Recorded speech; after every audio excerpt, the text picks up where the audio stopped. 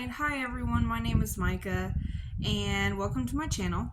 Today we're going to focus on TV instead of books, and we are going to focus on TV couples who, in my opinion, I think they should have been endgame. They should have ended up together. So there is a spoiler warning on this because to talk about these shows, first of all these shows are no longer running. They have ended or they've been canceled. And so therefore I'm going to have to, if I say these couples should have been in game, that means that they did not get together by the time the show ended. So just a spoiler warning on that. And these aren't necessarily ranked. These just kind of are in the order that they popped into my mind. But if you think about it, the quicker they popped into my mind, the more I think, hey, these couples should have ended up together. And this could have been couples who were together but broke up. Couples that were together that died. Couples that never got together in the first place, but I always thought that they should have. And there are a lot of LGBT couples in this video. I just feel like producers, directors, writers just ignore the chemistry that two actors had just because they were the same sex. So we're going to get into it. So just like I said, spoiler warning. So our first couple is going to be Caroline and Klaus from the Vampire Diaries and the originals. So the Vampire Diaries is one of my favorite shows of all time. I love it so much. The originals was a great spinoff. I don't really rewatch it, but it was good.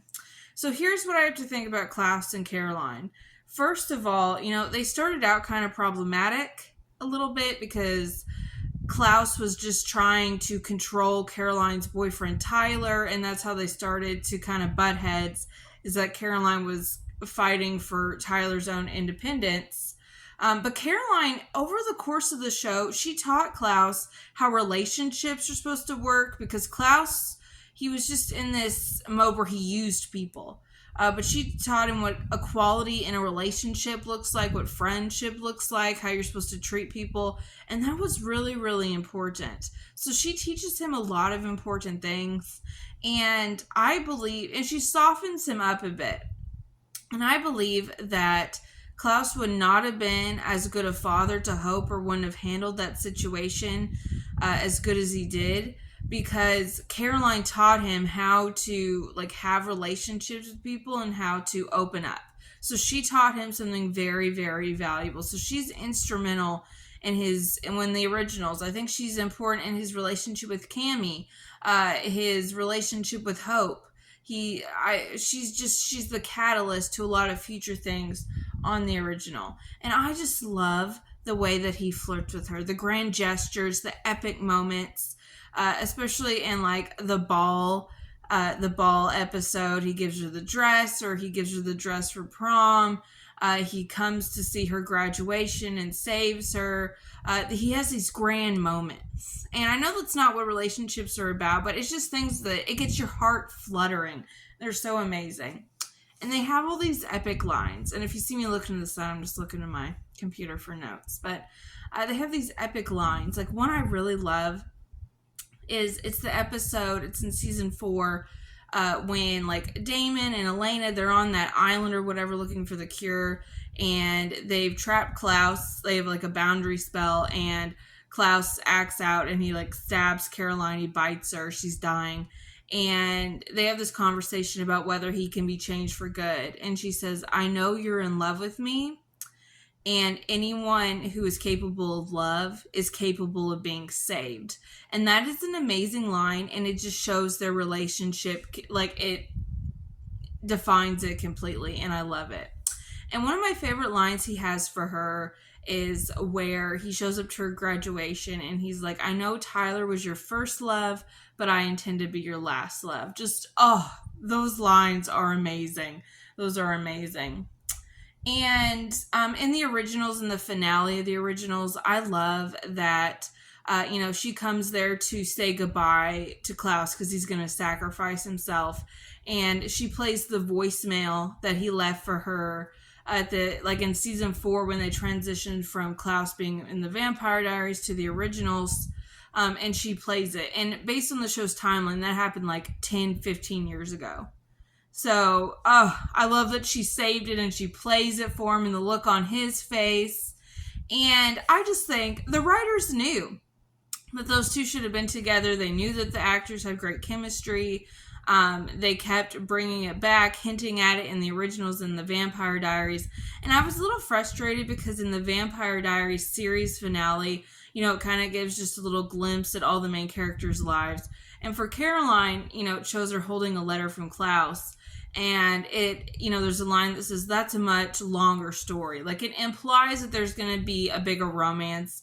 And I don't know if it's because the originals was canceled. I don't know if they chose to end the originals where it was. But they kind of hindered that. So that kind of disappointed me because it teased it and then it didn't happen.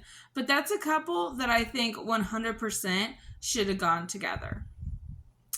Okay, our next show is the BBC show Merlin.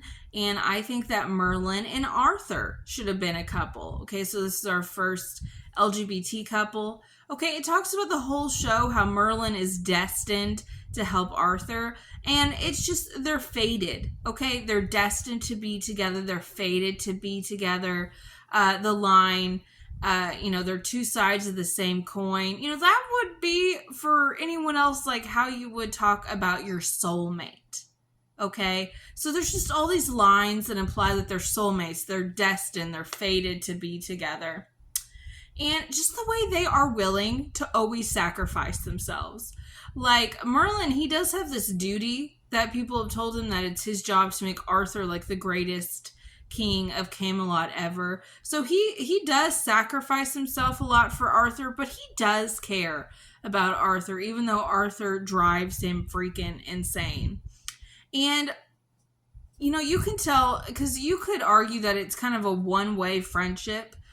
From Merlin to Arthur, but Arthur cares about Merlin, because if we think like this is in the ancient times, like not medieval, but let's say the like 200s AD, CE, whichever time marker you want to use. I mean, the idea of the crown prince of a nation like being willing to die for his servant, that was not a thing. Okay, so he sacrifices himself for Merlin many times. And, like, I love the episode with the maze where Arthur is willing to drink out of the cup to save Merlin's life. And, you could say, oh, well, Merlin was there. That's why he was captured. But no, like, Merlin is someone that Arthur cares deeply, deeply about. And their chemistry is great. They got the combo of, like, the beautiful, dumb, idiot puppy personality to Merlin, who is the one that gets everything done and saves them. And just how Arthur is taught to hate magic, but Merlin, he doesn't reveal that he has magic till like the very last episode. And, but there are times when Merlin kind of challenges Arthur's thinking, and Arthur is able to overcome that hate and accept Merlin. And you can kind of say it's probably a euphemism, a metaphor for LGBT community, but you can read into that what you want. But yeah, when Arthur died in Merlin's arms, like that just, it hurts. That finale of Merlin, I will never get over it. I never will. Okay, our next show is Supernatural, and the characters are Castiel and Dean, so we have another LGBT relationship. So this, I believe Castiel came in like season 4 or 5, but like Castiel literally pulled Dean out of hell. Like they have this like cosmic connection, and once they get to know each other, they start to bond. Like Castiel even says, because Sam was like, I prayed for you and you didn't say anything, you didn't come, but Dean prays for you once and you come. And Castiel's like, well, I'm more partial to Dean. I listen to his prayers more. So you can tell there's a bond, and I just love the chemistry between the two characters. I know the actors are friends in real life. And, Dean kind of showing Cass what it means to be human, teaching him about things, having that bond. And I love that, that Dean is just, he's always just, he cares about Cass so much. Like he always says Cass is his best friend. And like in the arc, I can't remember which season. There's like 15 seasons of that show, and they all blend together eventually.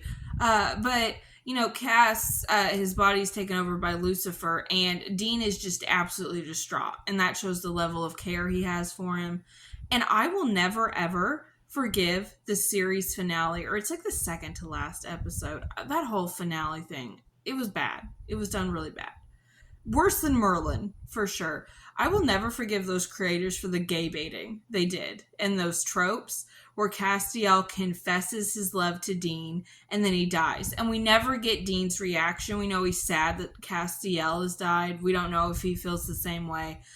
They really bumbled that series finale, especially for a show that was so beloved, that was lasting so long. And that was the penultimate episode, and the last episode was not good either. So, yeah, they really bumbled that, but those are two characters that would have been amazing together. All right, then we have Avatar: The Last Airbender, and we have Katara and Zuko. When this show came out, I was in like middle school. I stanned them so hard. I was like, this is my ship. I'm on the Zutara ship forever till I die. And I still think that they should have ended up together. Who knows? They're doing that reboot, that live action. Maybe something will happen there. But first of all, you know, Zuko's fire, Katara's water, fire, water, opposites attract. I like that. It's like the yin yang type thing. We've got enemies to lovers there, because in the first season, Zuko is an absolute jerk and Katara hates his guts, which is fair. But they have a lot of tension. They got some tension around them, and people, like, there's that one episode where, like, Sokka and Katara, they get, like, paralyzed or whatever. They get stunned. And, like, it's when Zuko and Iroh hire, like, that bounty hunter to find them. And the bounty hunter's like, oh, that's your girlfriend, huh? And she does this, like, multiple times in the series. So there's definitely tension there. The voice actor for Zuko, he is a Zutara shipper, so that reaffirms in my mind that they would have been an awesome couple. And also in the third season, when Zuko becomes part of the gang, when him and Katara go to find the person that killed Katara's mother, that's a really powerful episode that really bonds them together. And they have that in common. So Zuko's mother goes missing, Katara's was killed, and they kind of have that big hole in their chests from that lack of maternal love. And then in the finale, he like jumps in front of Katara, to make sure she doesn't die from his sister, like, you know, zapping the lightning bolt at her. Okay, that's romantic vibes. You can't tell me it's not. And then there's even that episode when they're in they're basically watching that play about their lives, and they think that Zuko and Katara are together. So that is a ship that is always will be in my heart, and I hope that in that live action they'll make it happen. That's the only reason why I'm gonna watch it. Then our next show that we have is Once Upon a Time, and this is another LGBT couple, and this is Regina and Emma. So when they first meet, they are definitely enemies. Like, I hated Regina in that first season, but she really did grow on me. So this is definitely an enemies to lovers. Emma teaches Regina how to love, and Regina helps Emma get over some of her trauma. So they both have trauma, they both have these walls up, and through their shared son, so if you haven't seen the show, Emma's son Henry, she gave him up for adoption at birth, and Regina adopts him, and then later Henry goes to find Emma, and she brings him back to Regina, and they kind of have this co-parenting situation, which, you know, it's really funny in season 3 when Henry gets kidnapped, and they're like, let's go find our son, and it's almost like they are a lesbian couple, and it's great, but they help the other person grow a lot. You know, they have that connection through Henry. They learn how to co-parent, even though the two of them initially do not get along. And they help bring down each other's walls. And they had a lot of great chemistry together. And both of their love interests, like Hook with Emma and Robin Hood with Regina, it was really lackluster, I thought. I mean, there was some chemistry between Hook and Emma, but Emma and Regina, they had a ton more chemistry, and they just kind of built it up over the seasons. So I didn't think they would.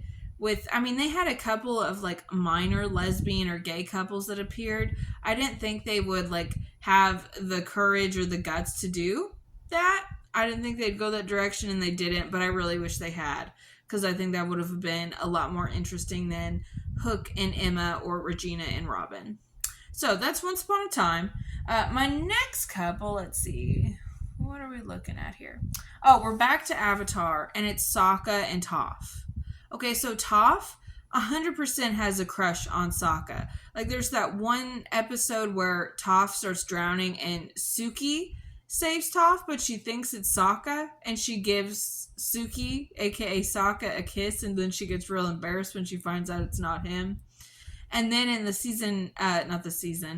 series finale, where they're like about to die, like they're in battle, and he's like holding her over the edge of that airship, and there's just that moment between them that's really important, and you can tell that there's some chemistry there, and their sense of humor. I think, really edged up really well. They both kind of have the same personality, but not too similar to where they're the same person or they wouldn't get along. So I think that would have been a really good couple. I did love Suki, but I just thought that Sokka and Toph, they had more chemistry. I just thought they did. All right, then we're going into the anime field, and we're going into Inuyasha. And this will probably be pretty controversial, but, that's okay. If you think it's stupid, they didn't end up together, so that's fine. I think Kagome and Koga would have gone along. Now, initially, when they first meet, it is not under pleasant terms. Koga kidnaps Kagome. There were a lot of K's in that sentence. Basically, so she can help him find more of the jewels so he can gain more power. And he's kind of like misogynistic a bit, but he starts to fall in love with her. And, the show's called Inuyasha. We know he's going to get the girl. We know it. But he spends like all of those 7-8 seasons like being torn between Kikyo and Kagome. And Kagome is one of those characters that I love. That she could murder someone violently, and I'd be like, you go, girl. Slay. And if anyone hurts her in any way, I'm like, I hope that character dies a horrible death. So I'm protective of Kagome. And Inuyasha, her heart was just all around. He was like, yes, Kagome. Oh, yes, Kikyo. Oh, yes, Kagome. So she had to put up with this for like, I don't know how many years it technically is in the show, but for us, it's like 7 to 8 years. Koga, once he, realized Kagome, like once he was attracted to her, she was his girl. And eventually he gets a lot more respectful, and he respects her boundaries, and he's more responsible. He does things like bring her flowers. Like, I think maybe they wouldn't have like lasted long term, but if she had actually dated him, I think like he would have helped her see her self-worth a lot more. So I kind of always like that aspect, because I'm like, okay, Koga has some problems, but he would treat my girl Kagome well, and that's all I'm asking for at this point. All right, this next one is also, people are going to think this is a dumb one, but it's from the show Rain, and it's Mary and Frances. Now, this is based off the real life of Mary Queen of Scots, and in real life, her first husband Francis did die, but that show definitely showed the willingness to throw history to the winds. If you look at their wardrobe, none of that is remotely historically accurate. Like, there's patterns. Like, I think there's one dress where it's a picture of scissors. There's no way in the 1500s that was a thing. It just simply was not. So, I think maybe they could have refocused the show a little bit, because Frances dies in the 3rd season, and it was just really hard because in the 2nd season, there's some sexual trauma that happens to Mary, and she, because of that, her and Frances are basically at odds the entire season, except for maybe like 4 or 5 episodes out of like a 22 episode season. So I wish they could have either extended it. There's a couple of storylines they could have changed, or they could have, I don't know. It does end with her dying and seeing Francis in heaven, but I just wish they had had more screen time, or the show had kind of, changed its purview a little bit. This next couple is also from Rain, and this is Kenna and Bash. So this couple started out very traumatically. So Kenna was Bash's father's mistress, and who is the king of France. And he starts to go crazy. We found out later he was being poisoned from his Bible, and he forces Bash and Kenna to get married. So really, she's treated like an object, and Bash acknowledges this. He's like, "I'm sorry, you were treated like a piece of property." And he was in love with Mary too. Like there was all these twisted love, I don't know, pentagons. It was wild. But eventually, they start to get to know each other. Bash kind of helps her get over some of her sexual trauma that she encountered with his father, and being treated like property or entertainment versus having like a healthy sexual life. So they start to really break down each other's flaws, walls, whatever words I was gonna say, all those things, all the negative barriers. They're breaking them down, and they start to love each other for real. The relationship ends because Kenna, she is titled, Bash is not. He is, a bastard child, so he doesn't have any claim to land on his own. And she wants the finer things, and he has opportunities to get the finer things, and he says no. But also there's, and so it kind of makes Kenna seem like really just greedy, materialistic. But there's a part of her that also wants Bash to settle down with her and have children. But he's basically like the king's detective. He's doing everything the king wants him to do. So there's just a lot of things. But even when they officially end things, she's like, "Oh, can I make sure that your rooms are comfortable and everything's okay?" They could have worked it out. And I know part of the reason they didn't maybe go deeper into that is that the actress who played Kenna, she left at the end of season 2, and Bash, the actor, he left at the end of season 3. So I didn't like how those characters left, and I didn't like how their relationship ended. It made me sad. But I think that they could have worked it out, and that would have been a good, stable relationship, because we don't really get hardly any of those in that show. So it's a bummer. And our last one is an oldie, but it's Emma and Sean from Degrassi: The Next Generation. I was also in middle school and high school when this was airing, and I was like, Emma and Sean are goals. They're the ultimate heartthrob couple. I was in love with them. Anytime the other one of them would date another character, I was like, I hope that character dies. I hate them. But now if I rewatched it would feel differently. But I was like, this is the couple. This is endgame. And there was that time when they were phasing out the characters from the beginning of the show, Emma and Manny and Spinner and all those, that grouping of characters for the next grouping of characters. And they had Emma and Spinner marry, and those two, I don't really remember them ever interacting. I didn't think they had any chemistry. It kind of always seemed like Spinner made fun of Emma all the time. And plus they got married in a drunken night in Vegas, and they didn't really know each other that well, but they just decided to keep with it. And Spinner had been in a 3 or 4 year relationship.